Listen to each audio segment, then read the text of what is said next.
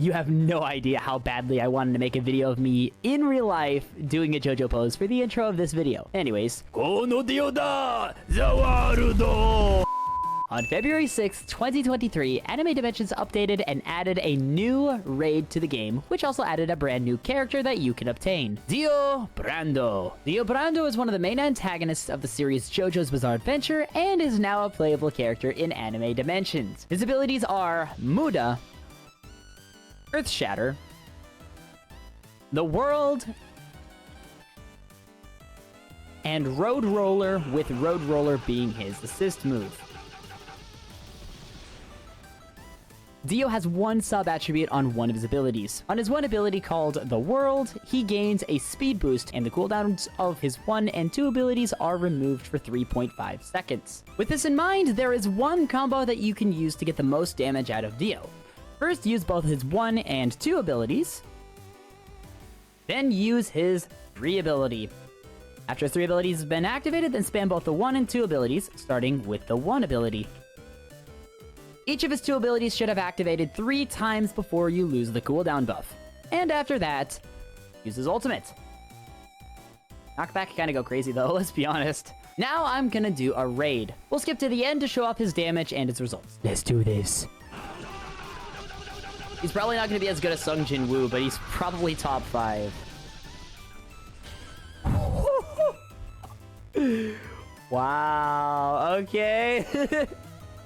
In the wise words of Phil Swift, that's a lot of damage. Before we continue, however, I just wanted to jump in here real quick and say that if you're enjoying the video, which you clearly are since you've made it this far, then make sure to like it and also subscribe to the channel for more videos like this. I'm aiming for 100k subs by the end of 2023, so all support is appreciated. Thank you. Now, let's ask and answer the questions that you and a lot of other people have. Is Dio good, and is he worth using? To help us answer these questions, I'm going to compare Dio to Sung Jin Woo. When comparing both of these characters together, I used the exact same setup, with the only difference being Dio and Sung Jin Woo as mains. So between the two characters, believe it or not, Dio did more damage. I honestly was not expecting this. While the margin was barely higher, but either way, here's the screenshots. No joke, but still. In the raid and boss rush, he can absolutely melt bosses, but he's a bit slow in Dimensions. Speed boosts are something that you can use in Dimensions to speed up runs, but dashes are better, and since Dio doesn't have any extra dashes, that means he isn't necessarily ideal for Dimensions. So, Dio's best to be used as a boss killer. Dio could also be used as an assist for Time Challenge, since his ultimate does 36 of damage and a massive radius around your character. It's not directional like Esper, which is also ideal for Time Challenge, but if your strategy requires you to stay in the center of the arena at all times,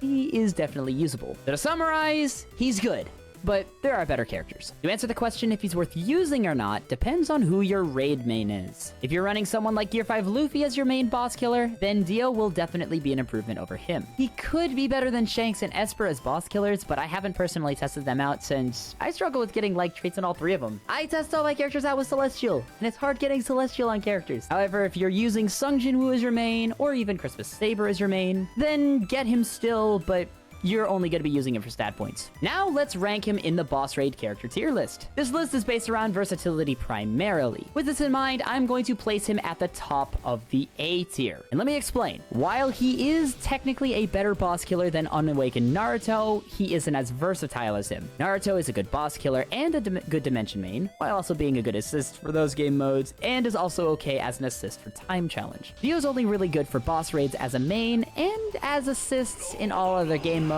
but not great for certain game modes, if that kind of makes sense. So the top of the A tier is where he's going to stay, at least for now. On the topic of funny, not furry mans, let's talk about him now. He is a really versatile character that can be used in a variety of game modes, and he also has an awakening too. So click on this video right here to go watch it. Thanks for watching!